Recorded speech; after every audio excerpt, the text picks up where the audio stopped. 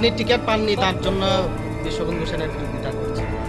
এটা হয়তো তাদের বিষয়ে আমার ভালোই লাগছে যে আমার বিজেপির কর্মীরা আসলে আমাকেই চেয়েছিল হয়তো, সেই জন্য আজকে এরকম একটা ভাবনা তারা করতে চাইছেন।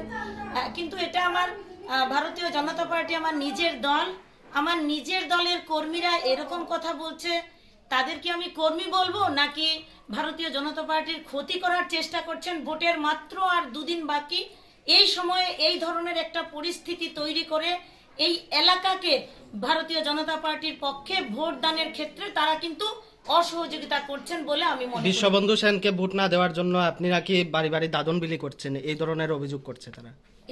এটা তাদের হয়তো আমি কি বলবো, এটার উত্তর আমার কাছে নেই, এই কারণে যে এই দাদন আর এই সমস্ত ভাষা ভারতীয় জনতা পার্টির সঙ্গে কিন্তু কখনোই সম্পর্কযুক্ত ছিল না।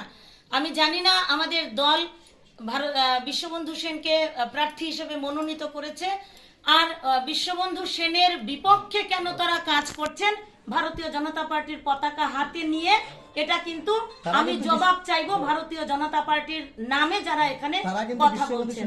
বলছেন না, ওনারা বিশ্ববন্ধু সেনের পক্ষে কথা বলছেন যে বিশ্ববন্ধু সেনের বুট কাটার জন্য। দেখুন, এটা পক্ষের কথা নয়, ভোটের আর দুদিন বাকি। ভারতীয় জনতা পার্টির বিপক্ষের কথা হচ্ছে যে ভারতীয় জনতা পার্টির কে যারা ভোট দিতে প্রস্তুত, সেই প্রস্তুত যারা ভোটার তাদের ভোটকে নষ্ট করার উদ্দেশ্যে কিন্তু তাদের এই প্রচার।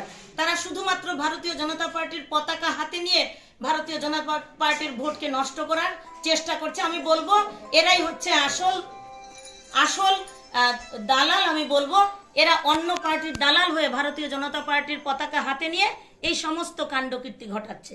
কার বাড়িতে এসেছেন? ও কি আপনার বিজেপির কর্মী? হ্যাঁ, অবশ্যই সে আমার ভারতীয় যুব মোর্চার প্রেসিডেন্ট ছিল, এখনো সে ভারতীয় জনতা পার্টিতে কাজ করছে। ভারতীয় জনতা পার্টি আমাদের নিজের দল, যারা পতাকা হাতে নিয়ে দলের পক্ষে কথা বলে বিপক্ষের কাজ করছে এগুলো হচ্ছে দালালগিরি অন্য দলের।